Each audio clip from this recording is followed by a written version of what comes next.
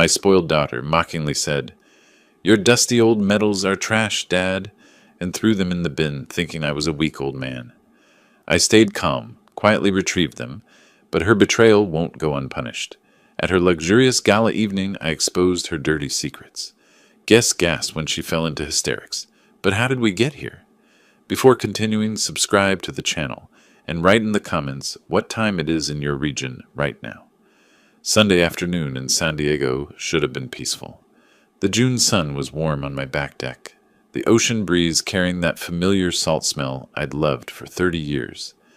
Instead, I was sitting in my living room with my grandkids, April and Leo, trying to share something that actually mattered. The medals were spread across the coffee table: Bronze Star, Purple Heart, Army Commendation Medal, and a few others I'd earned in Vietnam.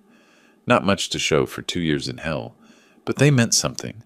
The weight of memory they carried was heavier than the medal itself. "So, Grandpa, you really jumped out of helicopters?" April asked, looking up from her phone for maybe the third time in an hour. She was 19, all done up in designer clothes like she was heading to some fashion shoot. Her fake nails clicked against her phone screen. "Repelled mostly," I said, picking up the Purple Heart. The ribbon was faded now. "Got this one outside Da Nang in '69. Shrapnel from a mortar round." "Cool," Leo interrupted, his 16-year-old fingers already back to swiping. The kid hadn't made eye contact with me in months. "Did you kill anybody? Like how many?" I set the medal down carefully. "War isn't a video game, son." "Whatever. April, check out this Mustang I'm gonna buy." He shoved his phone at his sister, completely done with my stories. I should have been used to it. 2 years of living under my roof, and they'd made it clear what they thought of the old man. But I kept trying. Stupid, maybe. The front door slammed open.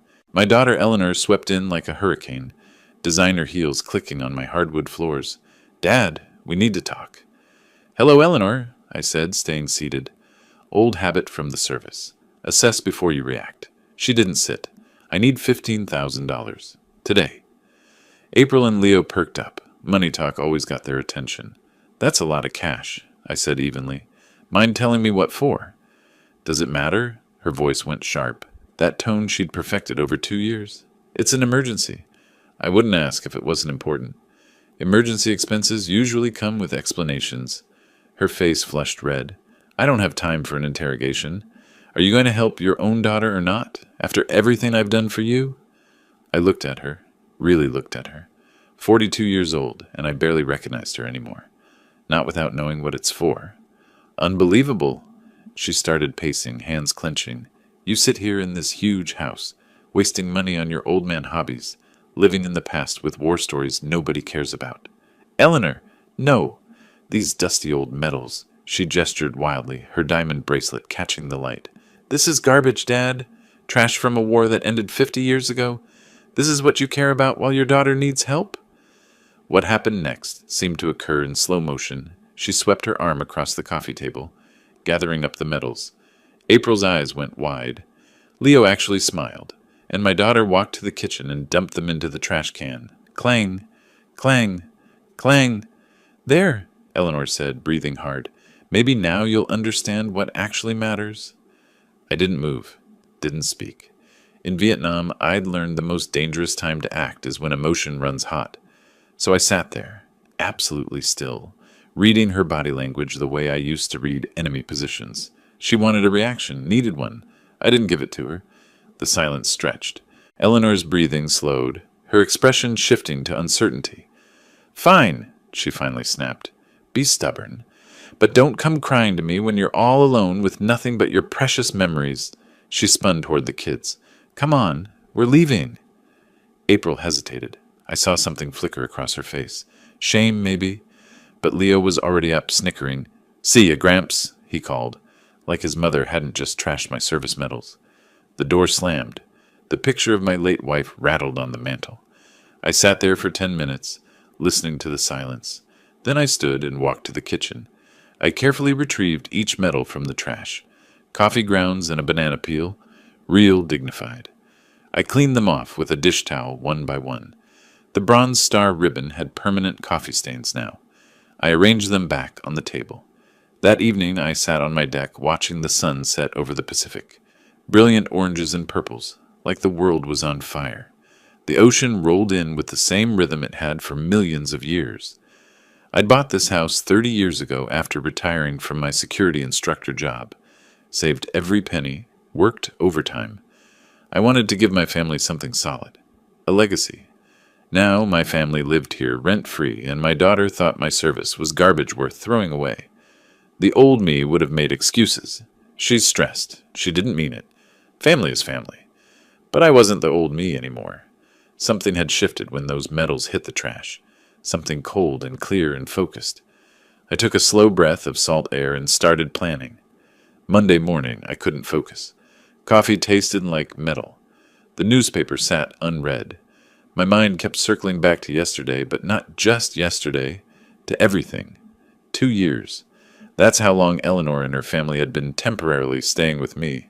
Her husband Quentin had some investment deal go south, or so the story went. Eleanor showed up at my door with tears in her eyes.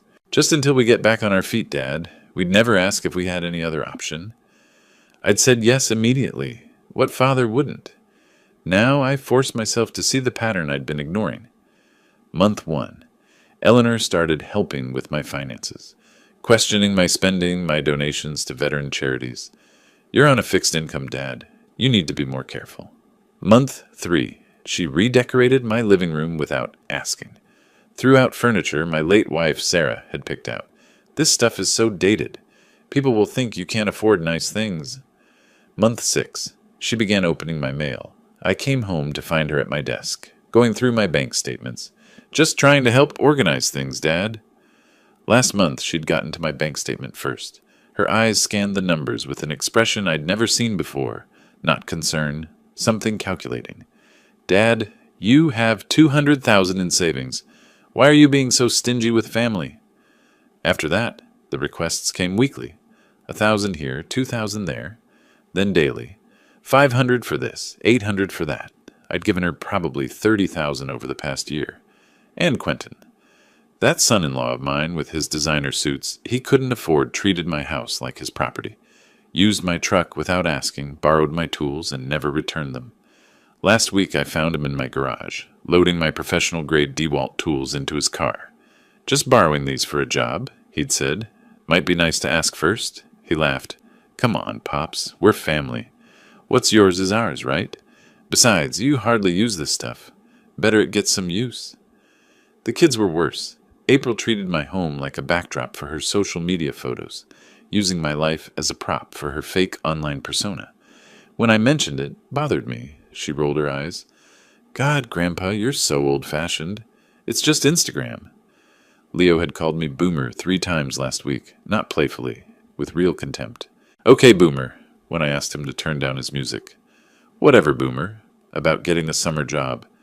Typical Boomer when I mentioned my service. I'd excused it all. They're young. Eleanor's stressed. Quentin's under pressure. But standing in my kitchen, watching my 68-year-old reflection in the window, I finally admitted the truth. They were using me. Systematically. For 2 years. The phone rang. "Eleanor." I let it go to voicemail. She called again. I answered. "Dad, about yesterday. I was stressed. But I still need that money. The situation hasn't changed. We'll talk about it later." "Later when? This is urgent." "Later when I decide it is." I hung up. My hands were steady. My pulse calm. In the field we had a saying. The mission starts when you stop reacting and start acting. I walked to my study and pulled out the metal box with important documents. Property deed, still in my name. Bank accounts, still mine. Life insurance, vehicle titles, investments, all still mine. But for how long? Then I remembered my reconnaissance training. Watch, wait, gather intelligence before you move. For 48 years I'd been a soldier, then a security instructor, then a consultant. I knew how to observe without being seen, how to plan without revealing intentions, how to wait for the right moment. Eleanor thought I was just some old man she could push around. She'd thrown away my medals like trash. She'd forgotten. I'd been trained to survive in hostile territory. And right now, my home had become exactly that. I opened my laptop and started making notes. Everything I'd noticed. Every red flag ignored. Times, dates, conversations, financial requests. A pattern emerged, clear as enemy positions on a tactical map. They weren't planning to leave. They were planning to stay. More than that, they were planning to take control. My phone buzzed. A text from Eleanor. Dad, we need to talk about power of attorney, just as a precaution, for your protection. You're not getting younger. And what if something happens? I stared at that message. Power of attorney. Control over my finances, my property, my life, framed as concern for my welfare. The audacity was almost impressive. I texted back, Sure, sweetheart. We can talk about that soon. But I had no intention of giving up control. What I intended to do was far more interesting. I'd spent my life defending my country, protecting others. I'd been the good soldier, the good father, the good man. Now it was time to defend my home, my legacy, my dignity. They wanted to play games with an old soldier? Fine. I pulled out a fresh notepad and started writing. Names, resources, plans within plans, the way I'd learned to operate in the field. Intelligence, allies, clear objectives. My objective was simple. Expose them, stop them, and make sure they understood that respect isn't something you throw in the trash. The morning sun climbed higher. I had work to do. The next few days I became a different kind of soldier. Not the kind who charges into battle, but the kind who watches, waits, and gathers intelligence. Reconnaissance mode. I started paying attention to details I'd been conveniently ignoring for 2 years. Quentin spent hours on his phone, always stepping outside or into the garage when he noticed me nearby. I caught fragments through open windows. By next month, the property value alone, he doesn't suspect a thing. That last one was almost amusing. I suspected everything now. Eleanor had a routine I'd never really tracked before. Every Tuesday and Thursday, she left the house around 10 in the morning, dressed to the nines, designer clothes, expensive jewelry, perfect makeup. Lunch meetings for the foundation, she'd say breezily if I asked. What foundation? I'd never pushed for details. Stupid of me, really. Tuesday morning, I decided to find out. I followed her in my truck, staying back 3 cars like I'd learned in tactical driving courses decades ago. The coffee shop on Harbor Drive, upscale place, ocean view, $20 lattes. Through the large window, I watched her meet a man in an expensive suit, mid-40s, sharp haircut, leather briefcase, animated conversation, paperwork spread between their coffee cups. A lawyer, maybe? Real estate agent? Whatever he was, they looked too comfortable for casual business. I took photos with my phone, documentation, evidence. When I got home, I did something I hadn't done in 2 years. I went through my own papers with fresh, suspicious eyes. House deed, still in my name. Good. Car titles, mine. Bank accounts, mine. Life insurance policy, mine. But in the printer tray, apparently forgotten or carelessly overlooked, I found something that made my blood run cold. A draft power of attorney document, dated July 15th, next month. Partially filled out, professional quality.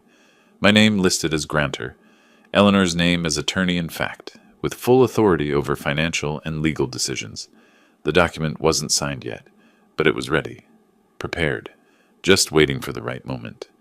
My hands didn't shake as I photographed every page, steady, professional. I put it back exactly where I found it. Wednesday afternoon, my neighbor Alonzo Richards called me over to the fence separating our properties. Alonzo was 72, a retired bank manager who'd spent 40 years at First National. Sharp mind, sharper memory. Ulysses, weird thing, he said, trimming his prize roses.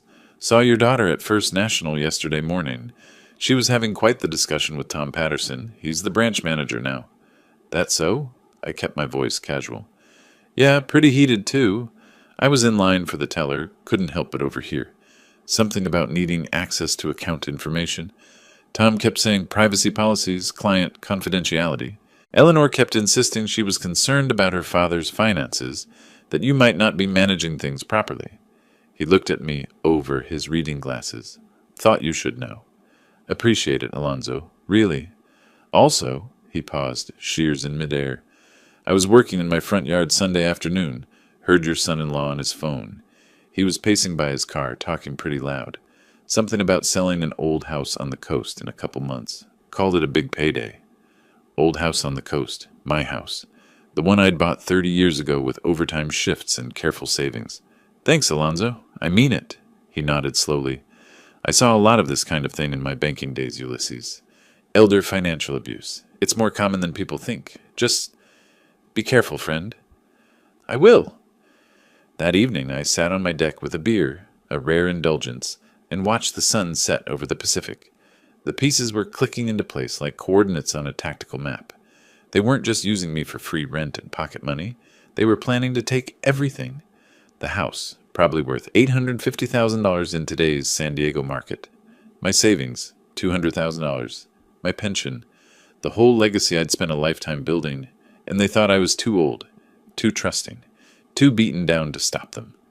I took a long drink and smiled at the ocean, watching the waves roll in. They were wrong. Thursday morning, Eleanor cornered me in the kitchen while I was making my morning coffee. Dad, we really need to talk about that power of attorney. It's just sensible planning. What if you get sick? What if something happens and you can't make decisions for yourself? I'm 68, not 90, I said, keeping my tone mild. I think I've got a few good years left in me. Don't be difficult about this. This is for your protection, for your own good. I'll think about it. Her jaw tightened, a muscle twitching near her temple. That flash of anger she could barely control anymore. You're being completely unreasonable. Maybe, but it's my unreasonable to be. She stormed out, heels clicking like gunfire on my hardwood floor. Quentin tried a different approach Friday morning, all smiles and buddy-buddy. Hey, Pops, been meaning to talk to you about investment opportunities. With your savings, we could really make something happen. I've got connections, insider knowledge on some deals that are about to pop. We could triple your money in 6 months. I'm good, Quentin. Come on, don't you want to see that money grow? Leave a real legacy for the grandkids instead of letting it sit in some boring savings account. I said I'm good. The smile dropped from his face like a mask. Your call, old man. Just trying to help family here. But I was already walking away, mentally noting the edge in his voice, the flash of irritation in his eyes. The mask was slipping more often now. Good. Angry people make mistakes. Impatient people get careless. I realized they were getting desperate. The pressure was increasing, which meant their timeline was accelerating. Something was forcing their hand. Good. Pressure makes people careless, makes them reveal things they'd otherwise keep carefully hidden. That weekend I made calls, set up appointments, started building my own operation, my own counteroffensive. Because if there's one thing 48 years of military and security work had taught me, it's this. The best defense is a well-planned offense. And I was just getting started. Monday morning, I drove to a bank across town, not First National, where Eleanor had been snooping. I rented a safety deposit box and transferred my most important documents. Original deed, birth certificate, military records, financial statements, everything that proved who I was and what I owned. The bank manager, a woman in her 50s, watched me work. Security concerns, Mr. Morrison? Let's call it precautionary measures, I said. She nodded, understanding more than I said. Smart man. Next stop, Home Depot. I told Quentin I was upgrading the security system after reading about neighborhood break-ins. He barely looked up from his phone. The kid who installed it was 22, eager and thorough. These cameras are motion-activated, he explained. Crystal clear video, cloud backup. You can access everything from your phone. Perfect. By Tuesday evening, I had coverage of every common area. Living room, kitchen, garage, front entrance, all discreetly placed, all perfectly legal in my own home. Wednesday morning, I got my first catch. I was in my study, the one room they avoided because it had nothing valuable, watching the live feed on my tablet. Eleanor and Quentin in the living room, thinking they were alone. He's being stubborn about the power of attorney, Eleanor said, pacing. So we push harder. Quentin was sprawled on my couch, like he owned it. The old man's tough, but he won't last. We just need to wait him out or apply more pressure. He's 68, Quentin. Why does he need this huge house? We deserve this more than he does. We have a family to think about, a future to build. Exactly. And once we get control, we can... I stopped the recording. I had enough. My hands were steady as I saved the file, backed it up to 3 different locations. Evidence. That's what I was building. A case, piece by piece. Thursday, I overheard April on the phone in the kitchen. Yeah, Grandpa's loaded. Mom says once we get the house, I can finally get that Mercedes I want. Friday, Leo told his friend, my grandpa's basically ancient. Mom says he's going to sign everything over soon because he's getting senile or whatever. Senile. Right. Saturday morning, I made the call I'd been putting off. Catherine Westbrook, property attorney. Her office was in downtown San Diego. Glass and steel and expensive hourly rates, but worth every penny. Mr. Morrison, she said, shaking my hand. Sharp eyes, no-nonsense demeanor. What can I do for you? I laid it out. 2 years of escalating control. Financial manipulation. Plans to sell my property. The power of attorney document I'd found. She listened, taking notes, her expression growing grimmer. Do you have documentation? I pulled out my phone, showed her the photos, the video recordings, the timeline I'd created. Good, she said. This is good. You're thinking clearly, acting rationally. That matters for what comes next. Which is? First, we create an ironclad will, everything clearly designated. Second, we establish a revocable living trust. You maintain control, but it protects your assets from manipulation. Third, we prepare eviction paperwork. Eviction. They're living in your home under an informal arrangement. You have every right to terminate that arrangement, especially given the evidence of exploitation. She looked at me directly. Do you want them gone? I thought about Eleanor throwing my medals in the trash, April laughing, Quentin using my tools without asking. 2 years of being treated like an inconvenient ATM. Yes, I said, I want them gone. Then we'll make it happen. Legally, properly, and permanently. We spent 3 hours going over details. Cost, aimed $5,000 for immediate services. I paid without hesitation. Walking out of that office, I felt different. Lighter. Like I'd finally stopped retreating and started advancing. Sunday evening, I was organizing papers in my study when I found something else. A brochure. Veterans Support Foundation, Helping Our Heroes. Eleanor's smiling face on the cover, standing in front of a banner with an American flag. I'd never heard of this foundation. I opened my laptop and searched. The website was polished, professional. Photos of Eleanor at charity events. Testimonials from grateful veterans I didn't recognize. A donation button prominent on every page. Founded by Eleanor Clark to honor her veteran father and support those who served. Honor her veteran father. The irony was almost funny. I dug deeper. Tax filings were public record for charities. I found the foundation's 990 form from last year. Revenue, $340,000. Expenses, programs, and services, $45,000. Administrative costs, $295,000. Administrative costs. I knew what that meant. Salaries, consulting fees, travel expenses. I sat back in my chair, staring at the screen. She'd been running a charity scam, using my service, my sacrifice, as a prop to collect money she was pocketing. My phone buzzed. Eleanor, family dinner tonight, 6 p.m., don't be late. I looked at the message, at the foundation website, at the video files on my computer. I texted back, I'll be there. Because now I understood something important. This wasn't just about the house. It was bigger, deeper, and that meant my response needed to be precise. In reconnaissance, we called it target assessment, understanding the full scope of the enemy position before you strike. I was almost done assessing. Soon, very soon, it would be time to strike. Monday morning, July 7th. Quentin left early for what he called a business meeting, probably another scheme that would go nowhere. Eleanor took the kids shopping. The house was empty. Perfect timing. I'd been waiting for this opportunity. Catherine Westbrook, my property attorney, had suggested I document everything I could find. Evidence, she'd said. The more concrete proof you have, the stronger your position. Quentin had converted my guest room into his office. I'd never been invited in. Now, with the house to myself, I walked in like I owned the place, which legally I did. The desk was a mess, papers scattered everywhere, coffee-stained folders, a laptop sitting open in sleep mode. I started with the filing cabinet. Third drawer down, I found a cardboard box labeled VF Foundation Financial. VF, Veterans Foundation, Eleanor's charity that I'd discovered online. I pulled the box out and sat in Quentin's chair. My hands were steady as I opened it. The first document was a bank statement for Veterans Support Foundation. 3 years of monthly statements. I scanned the deposits. $5,000 here, $10,000 there, $25,000 from someone named Patricia Goldstein. Donations adding up to over $340,000 in the last year alone. The expenses told a different story. Program services, $45,000. Administrative costs, 295,000 pesos. I'd seen enough charity scams in my security days to recognize the pattern. Administrative costs were code for money we pocketed. I kept digging.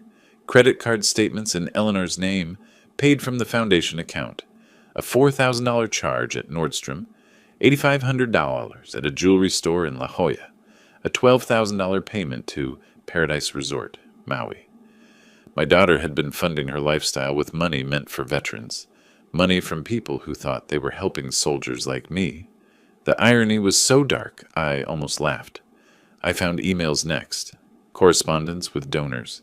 A woman named Margaret Chen had written, "My father served in Korea. I'm honored to support your work helping our heroes." Eleanor's response, "Your generosity changes lives every day." Change lives? Right. Changed her bank account, anyway. There were draft social media posts, too. Photos of Eleanor posing with fake smiles in front of banners with American flags and eagles. Captions about honoring our brave veterans and supporting those who sacrificed for our freedom. My sacrifice, being used as a marketing tool for fraud. I pulled out my phone and photographed everything. Every statement, every receipt, every email. My phone's memory filled up, so I uploaded them to the cloud and kept shooting. At the bottom of the box, I found something that made my jaw clench. A glossy invitation, embossed lettering, expensive paper. Veterans Support Foundation Gala Evening. Saturday, September 27th, 2025. The Grand Pacific Hotel, San Diego. Join us for an evening celebrating our heroes. Special announcement. New $500,000 initiative. September 27th. Less than 3 months away. A $500,000 initiative. I could only imagine what that meant. Probably another fake program she'd use to collect donations and fund her lifestyle. I photographed the invitation, then kept searching. In a folder marked PR, I found the speech Eleanor planned to give. Handwritten notes in her looping script. My father, a Vietnam veteran, taught me the true meaning of service and sacrifice. His example inspired me to create this foundation, to give back to those who gave everything for our country. Tonight, we honor him and all our brave veterans. She was going to use me, stand up there in her designer dress, with her stolen money, and tell lies about how much she respected me and my service, the same daughter who'd thrown my medals in the trash 3 weeks ago. I sat back in the chair, staring at those words. My hands wanted to shake, but I wouldn't let them. Instead, I felt something cold and clear settle in my chest. She'd handed me the perfect opportunity, a public event, press coverage, donors who'd been deceived, local officials who'd probably attend, all gathered in one place while Eleanor performed her fraud for maximum exposure. She wanted a gala? I'd give her one she'd never forget. I spent the next hour making copies of every relevant document. I put the originals back exactly as I'd found them, making sure nothing looked disturbed. An old reconnaissance trick. Gather intelligence without revealing you've been there. By the time I heard Eleanor's car in the driveway, I was in my room, uploading the last files to a secure backup drive. That evening at dinner, Eleanor was unusually chatty. "Dad, I wanted to tell you about the charity gala I'm organizing in September. It's going to be quite the event." "That so?" I cut my chicken, keeping my voice neutral. "Yes, the Veterans Support Foundation, my charity. We're doing incredible work helping veterans." She smiled, that bright, fake smile. "You should be proud. I'm doing this because of you, you know. Because of your service." I looked at her. Really looked at her. The lies came so easily to her now. "Sounds nice," I said. "You could come if you want. Though it's pretty formal, black tie. Might not be your scene." Translation, please don't show up and embarrass me. "I'll think about it," I said. She looked relieved. "Well, no pressure. I know these things aren't really your style." After dinner, I went to my study and pulled out a notebook, started making a plan. Lists, timelines, people I'd need to contact, evidence I'd need to prepare. September 27th was exactly 11 weeks away. That gave me 11 weeks to prepare, to build an airtight case, to make sure when I struck, it would count. In Vietnam, we had a saying, slow is smooth, smooth is fast. I had time, and I intended to use every second of it. Tuesday morning, I called Catherine Westbrook. I need a different kind of help now, a referral. What kind of referral? Her voice was professional, cautious, a forensic accountant, someone who can audit a charity and document financial fraud. Silence for 3 seconds. I see. This is about your daughter's foundation? Yes. I know someone. Daniel Hawks. Former IRS investigator, now does private auditing. Thorough, discreet, and his work holds up in court. Send me his contact information. Wednesday, I met Daniel Hawks in his office in downtown San Diego. He was 48, thin, balding, with glasses that magnified his eyes slightly. He reminded me of an accountant from a movie, which made sense given his profession. I laid out the documents I'd copied. Bank statements, credit card bills, emails, the gala invitation. He studied them in silence for 20 minutes, occasionally making notes. Finally, he looked up. This is textbook charity fraud, money laundering through a nonprofit. If what you're showing me is accurate, and I'll need to verify everything, your daughter and her husband could face serious criminal charges. How serious? Federal wire fraud, tax evasion, potentially RICO charges if we can show a pattern. We're talking years in prison, not months. Plus restitution to donors, fines, permanent bond from running any charitable organization. Good, I said. He raised an eyebrow. Most fathers wouldn't want their daughters facing prison time. Most daughters don't steal from veterans while living rent-free in their father's house. He nodded slowly. Fair point. What do you need from me? A complete audit. Every transaction documented, every violation cataloged. A report that will stand up to scrutiny from law enforcement and the media. The media? This is going public, September 27th, at their gala. I want maximum exposure. A small smile crossed his face. That's unconventional, but effective. I'll need access to the Foundation's tax filings. Those are public record, and about 2 weeks to do this properly. My fee is $8,000 for a comprehensive audit. I'd spent $5,000 on Catherine already. Now $8,000 more. My savings were taking a hit, down to $187,000 from the original $200,000. But some things were worth the cost. Done, I said. That Friday I made another call. This one was harder. Clara Stanford and I went back 40 years. We'd met at a veterans advocacy meeting in 1995, both young and angry about how the government treated Vietnam vets. She'd become an investigative journalist. I'd gone into private security. We'd stayed in touch, Christmas cards and occasional lunches. She picked up on the second ring. Ulysses Morrison, it's been 6 months. You only call when you need something. You're right, I need something. I knew it. What kind of trouble are you in? Not in. Making. I told her everything. The systematic exploitation, the power of attorney scheme, the charity fraud. She listened without interrupting. A journalist's skill. When I finished, she was quiet for a moment. And you want me to write about it? I want you to investigate it. Properly. Talk to donors who were deceived. Document the fraud. Then break the story at the gala, September 27th. That's ambitious and potentially litigious. Daniel Hawks is doing a forensic audit. Everything will be documented. This isn't speculation, it's fact. Another pause. I'd need exclusive rights to the story. First publication. You'll have it. And I'll need to verify everything independently. I'm not just going to take your word for it, even though we're friends. I wouldn't expect you to. All right. Send me what you have. I'll start digging. 2 weeks later, Catherine called me into her office again. I prepared a new will for you, as we discussed. Everything goes to legitimate veterans organizations. The Wounded Warrior Project, the VA Medical Center Foundation, the San Diego Veterans Coalition. I signed it, watched her notarize it. Eleanor would get nothing. Not the house, not the savings, not a single medal. There's something else, Catherine said. Based on what you've told me about the living situation, I can prepare eviction paperwork. You have grounds. They were supposed to stay temporarily. It's been 2 years, and you have evidence of exploitation and abuse of trust. Prepare it, I said, but don't file yet. I want the timing coordinated with the gala. You're really going scorched earth on this. They threw my service medals in the trash. They're stealing from people who want to help veterans. They're trying to take my house. I looked at her. How much mercy do they deserve? She didn't answer, just nodded and made a note. August was brutal. Eleanor ramped up the pressure. Dad, about that power of attorney. It's really important we get this done soon. Still thinking about it. You're being selfish. What if something happens to you? What if you have a stroke? Or I'm 68, Eleanor, not on my deathbed. She'd storm off, frustrated, then try again the next week. Different approach, same goal. Quentin tried too, more subtle. Pops, you should really consider consolidating your assets. I know a great financial advisor who could help maximize your returns. I'm good with my current setup. The mask slipped more often now. Flashes of anger, impatience. They knew time was running out, though they didn't know why.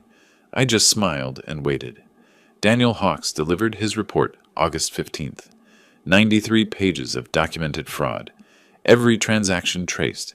Every violation noted. It was beautiful in its thoroughness. Clara called the same week. I've interviewed 8 donors. All of them thought their money was going to help veterans. One woman's son died in Afghanistan. She donated $20,000 because Eleanor told her it would fund PTSD counseling. It went to a luxury vacation. Can you prove it? I have the receipts. Hawaii, October 2023. Same dates the foundation showed a $20,000 program expense. Good. September 1st. 26 days until the gala. Everything was in place. Catherine had the eviction paperwork ready. Daniel had his audit report. Clara had her investigative article. I had copies of everything on 3 different backup drives. The only question left was execution, and for that, I had a plan. September 3rd. The cameras I'd installed were paying dividends. I was in my study, tablet in hand, scrolling through footage from yesterday. Eleanor in the kitchen, phone pressed to her ear, pacing. Michelle, I'm telling you, the old fool has no idea. Her voice was crystal clear. After the gala, I'll have raised enough money to finally sell this dump and buy that La Jolla mansion. $3 million, but worth it. My house? My dump? She laughed. No, he won't figure it out. He's too busy being a martyr about his war stories. By the time he realizes what's happening, I'll own everything. I saved the file, backed it up, added it to the growing collection. September 5th brought another gem. Quentin in the garage on his phone with someone called Marcus. Listen, if the old man won't sign voluntarily, we have options. Facilities, nice ones where we can place him. Memory care, assisted living. We just need a doctor to say he's not competent. My hand tightened on the tablet. No, he's sharp. That's the problem. But at 68, who's going to question it? Once he's in a facility, we handle the house sale. Everything. A pause. We just need to finalize that power of attorney. Except I hadn't signed anything. They planned to forge it. I saved that recording too. September 8th, Eleanor called someone named Patricia. Probably a gala sponsor. Patricia, darling, I'm so excited for you to meet my father at the gala. He's the inspiration for everything I do. Such a hero.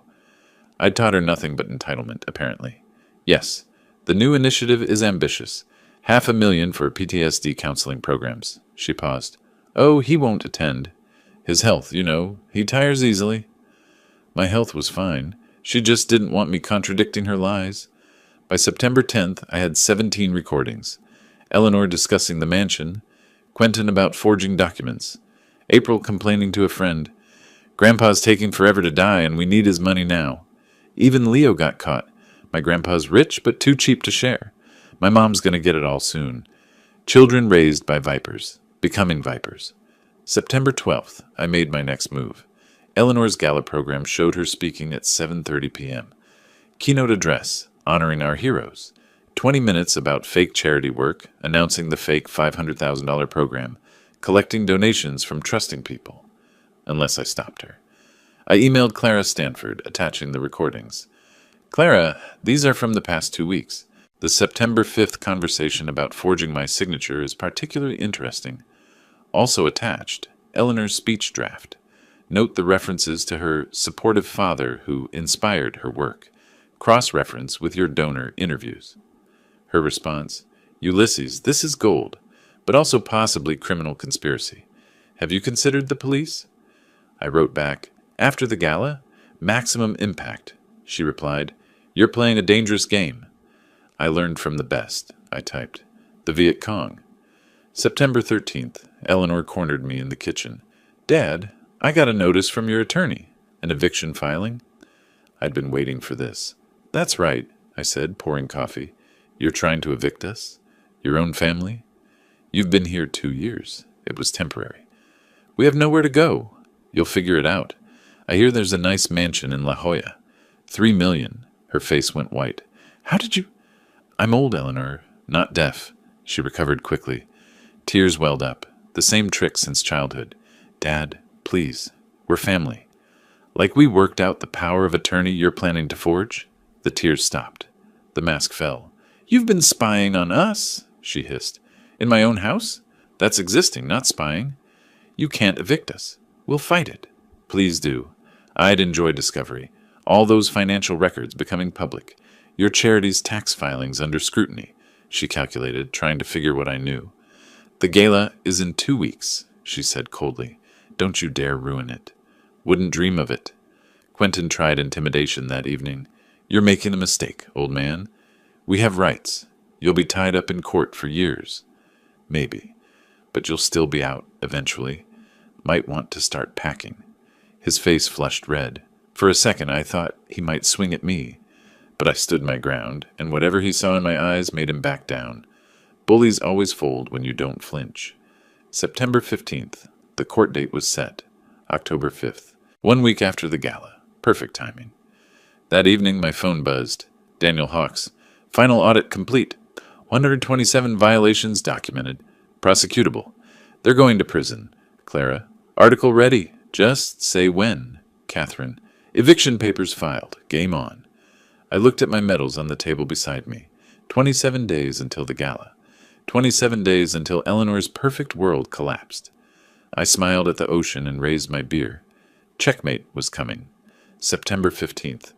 Catherine Westbrook's office, 9 a.m. She slid a folder across her desk. Eviction filing complete with evidence. Photos of the power of attorney draft. Recordings. Documentation of the verbal agreement. I flipped through it. Professional. Thorough. Devastating. Court date is October 5th, 8 days after the gala, she said. Judge Morrison is handling it. She's tough on family exploitation cases. Our chances? 95%. They have no lease, and you have clear evidence of bad faith. They'll be out within 30 days of judgment. Good. There's more. She pulled out another document.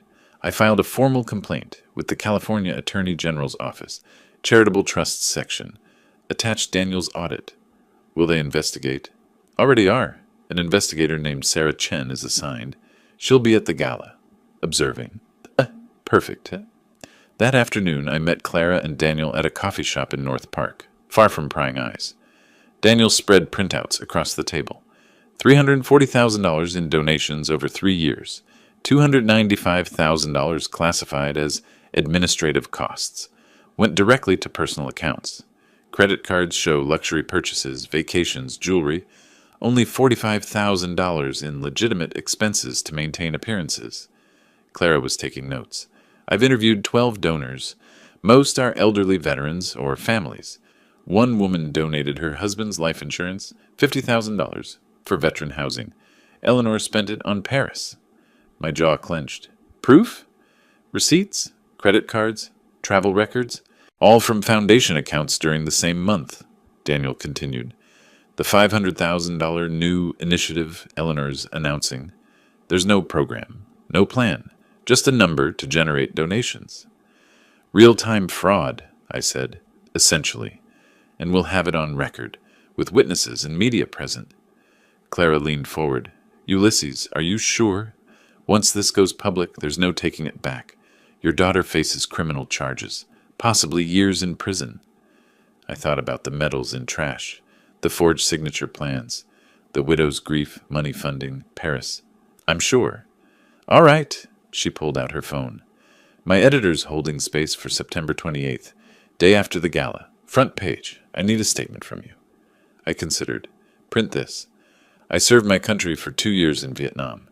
I thought I'd taught my daughter the meaning of honor and service. I was wrong. But it's never too late to stand up for what's right, even when it means standing against family. She wrote it down. That's good. Daniel cleared his throat. The AG's office wants coordination. They'll have investigators at the gala, but need to know when you're making your move. 7:45 p.m., I said, 15 minutes into Eleanor's speech, right after she announces the fake initiative. Dramatic, Clara said. Strategic. Maximum witnesses. She'll have just lied to 200 people about a $500,000 program. Then I present proof it's fraud. September 20th. Final coordination. Catherine brought eviction paperwork. Daniel brought his bound audit report. Clara brought her article draft. I brought everything. Recordings, documents, donor statements, Eleanor's emails. If Eleanor suspects what's coming, she might cancel, Catherine warned, or destroy records. She won't suspect, I said. She thinks I'm a harmless old man successfully intimidated by the eviction filing. You sure? Eleanor had upped her dress budget to $8,000, hired photographers, printed 500 programs. She's too arrogant. To her, I'm just a stubborn fool who'll lose anyway. September 22nd, I took my dress uniform to the cleaners. The woman behind the counter looked at it with respect. Vietnam service? 1968 to 1970. My father was there too. Thank you. Thank you for saying that. She handled it carefully. Special occasion? A settling of accounts. September 24th, 3 days before the gala. Eleanor was a tornado, yelling at caterers, screaming at April about flowers, snapping at Quentin about seating. Dad, if you get in my way this week, you'll what? She stopped, breathing hard. Just stay out of my way. Happy to. That evening, Quentin tried conciliation. Look, Pops, about the eviction. Maybe we got off wrong. After the gala, we can talk like adults. Sure. He looked relieved. And hey, Eleanor would love if you came to the gala. You should see her in her element. She's built something special. I'll think about it. Such a good liar. September 26th. Tomorrow was the day. I laid everything out. Dress uniform cleaned and pressed, medals polished, 3 backup drives, printed documents, phone fully charged.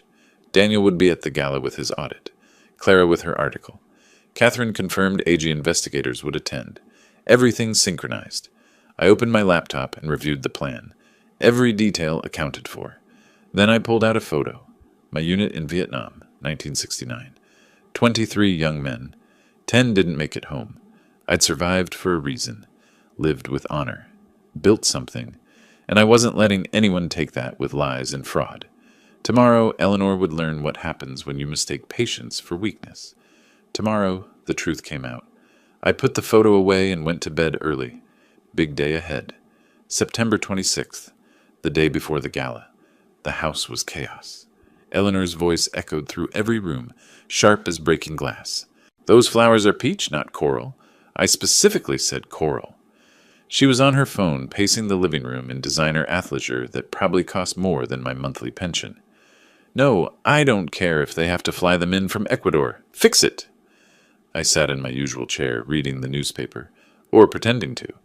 And the lighting, she spun toward Quentin, who was nursing what looked like his third morning drink. Did you confirm the lighting designer understands the vision? I need dramatic, not theatrical. There's a difference. It's handled, honey, he said, barely looking up from his phone. It better be. This has to be perfect. Perfect. April wandered through, eyes glued to her screen. Mom, what time tomorrow do I need to be ready for photos? 5. Hair and makeup at 3. Ugh, so early. Leo appeared from the garage, tracking dirt across my floor. Can I bring Marcus to the gala? No, Eleanor snapped. This is a sophisticated charity event, not a teenage hangout. He shrugged and disappeared back outside. Eleanor's phone rang again. She answered without checking. What now? A pause. No, absolutely not.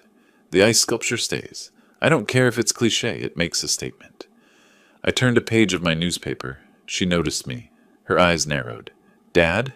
She ended the call. You're in my way. I'm sitting in my chair, in my living room. You know what I mean. Tomorrow night, don't come to the gala. I looked up calm. Wasn't planning on it. Good. Because honestly, you'd just embarrass me. You'd show up in some old suit, Probably talk about Vietnam to people who don't care. Make everything awkward. She waved her hand dismissively. You'd look like a beggar, and this event is about elegance and success. Understood, I said. She seemed surprised by my easy agreement. Suspicious, even. Really? You're not going to argue? Why would I? It's your event, your show. Exactly. She relaxed slightly. Thank you for being reasonable for once. I went back to my newspaper. That afternoon I stayed out of her way. Let her run around like a general commanding troops before battle. She had no idea the real battle was coming. Around 6, I heard her in her room, rehearsing her speech. The door was cracked open. My father, a true American hero, taught me the meaning of service and sacrifice. Her voice was theatrical, practiced. His example inspired me to create this foundation, to give back to those who gave everything for our freedom. Tonight, we honor him and all our brave veterans. I walked past. She didn't notice. Dinner was tense. Eleanor picked at a salad, too stressed to eat. Quentin was on his 4th drink, getting louder. Tomorrow we hit the jackpot, baby, he said, raising his glass. $500,000 in pledges, easy, maybe more. Don't jinx it, Eleanor hissed. I'm not. I'm celebrating. The old man's house alone will net us. Not now, Quentin. But he was too drunk to stop. Come on. After tomorrow, we're set. Sell this place, buy the La Jolla mansion, live like we deserve. No more pretending to care about veterans, or any of this charity nonsense. April giggled. Mom, can I get a new car when we sell the house? We'll see, Eleanor said, glancing at me. I kept eating my pot roast. Leo leaned back in his chair. How much is Grandpa's house worth, anyway?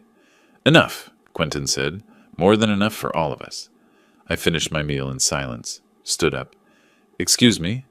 Where are you going? Eleanor asked. To bed. Big day tomorrow. She looked confused. But you're not coming to the gala. I meant for you. Big day for you. I went to my room and closed the door. I could hear them downstairs. Quentin's laugh. Eleanor's rehearsed speech starting again. April and Leo arguing about something trivial. I opened my closet and pulled out my dress uniform. Army Class A's. The uniform I'd worn for ceremonies and formal occasions. Pressed and ready. The medals were laid out on my desk. Bronze Star. Purple Heart. National Defense Service Medal. Vietnam Service Medal with 3 bronze stars. Each one clean, polished, significant. I attached them carefully to the uniform. Muscle memory from 50 years ago. On my desk sat 3 folders. Red, blue, and green. Red, Daniel's complete audit report. 127 violations. Page after page of documented theft. Blue, Clara's article, ready to publish. Interviews with defrauded donors. Timeline of the fraud. Photos of Eleanor's luxury purchases charged to the foundation. Green, my own documentation. Recordings. Bank statements. The power of attorney they'd planned to forge. Everything. I checked my phone. Messages waiting. Daniel. In position, front row, right side. Audit report ready. Clara. Confirmed. Media credentials approved. 3 other journalists briefed. Catherine.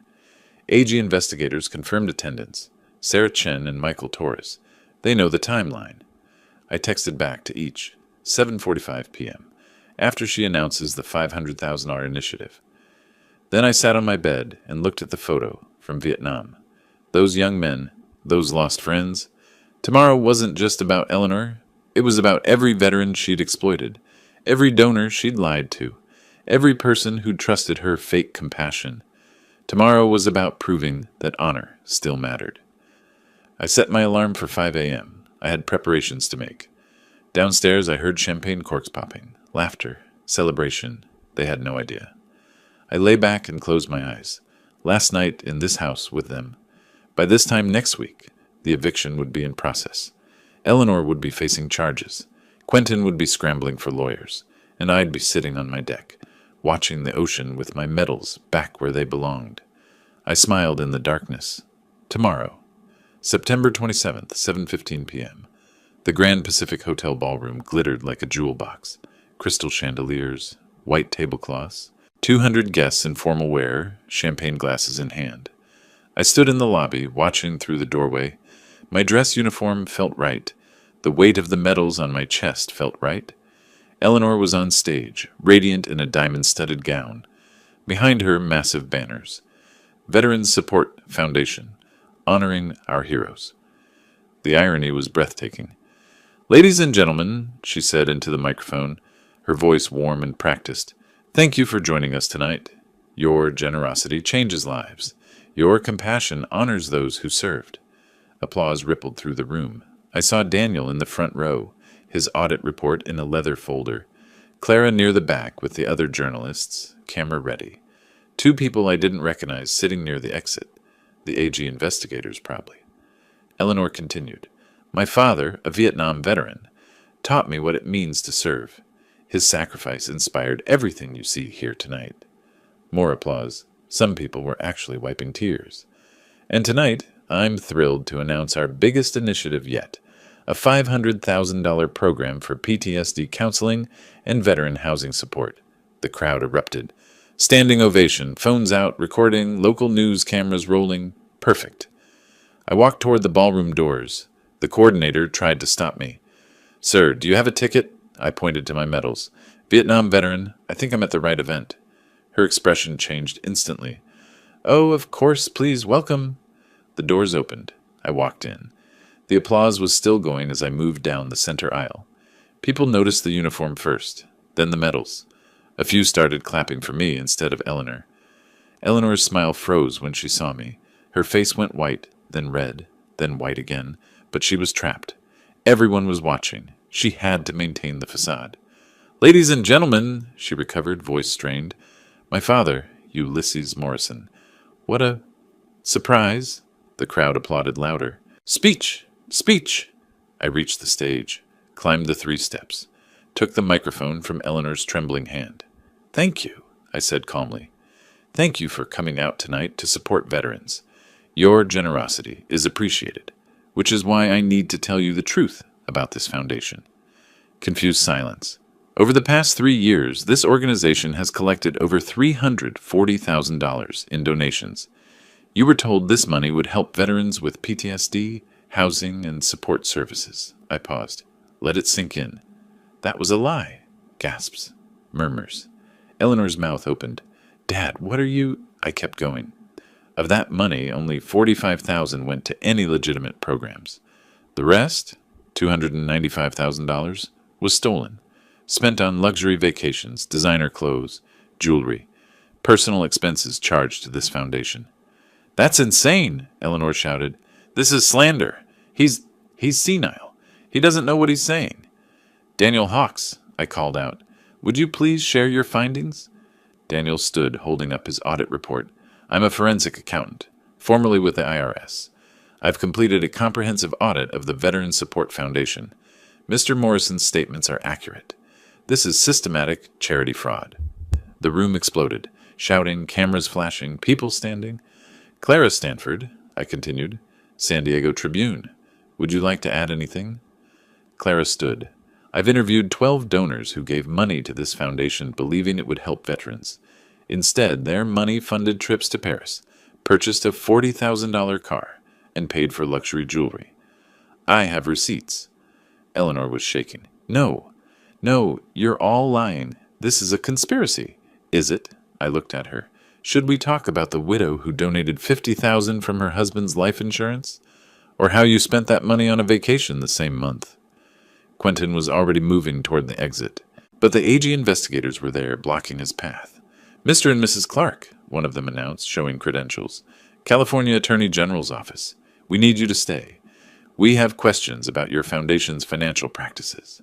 The room erupted again, donors shouting for their money back, news cameras capturing every second, security confused about who to help. Eleanor collapsed into a chair, her perfect facade crumbling, mascara running, hands shaking. "Dad, please don't do this." I walked over to her, knelt down so we were eye level. The room went quiet, everyone watching. "Respect isn't thrown in the trash, Eleanor," I said softly. "Firmly, but it can be lost forever." I stood, walked toward the exit. The crowd parted. Behind me, chaos. Eleanor sobbing, Quentin arguing with investigators, donors demanding answers, cameras recording the spectacular collapse. I stepped outside into the cool San Diego night. Breathe deep. It was done. 1 week later, I sat on my deck watching the sunset. The ocean rolled in with its eternal rhythm. My medals sat on the table beside me, back where they belonged. The eviction had been granted. Eleanor and her family had 30 days to leave. Criminal charges had been filed. Fraud, tax evasion, wire fraud. The AG was talking about 3 to 5 years for each of them. My phone buzzed. Clara's article had won an award. Daniel's audit was being used as a training example for fraud detection. Catherine had gotten 3 new clients from the publicity. April and Leo would stay with Quentin's brother. Maybe they'd learn something from this. Probably not. I took a sip of beer and watched a pelican dive into the waves. Justice wasn't always pretty. Sometimes it was messy, public, painful. But it was necessary. The sun touched the horizon, painting the sky in oranges and purples. I raised my beer toward the ocean. To honor, I said quietly, and to everyone who still believes in it. The waves answered with their ageless rhythm. I was home. If you like this story, please like this video, subscribe to the channel, and share your impressions of this story in the comments. To listen to the next story, click on the box on the left. Thank you for watching.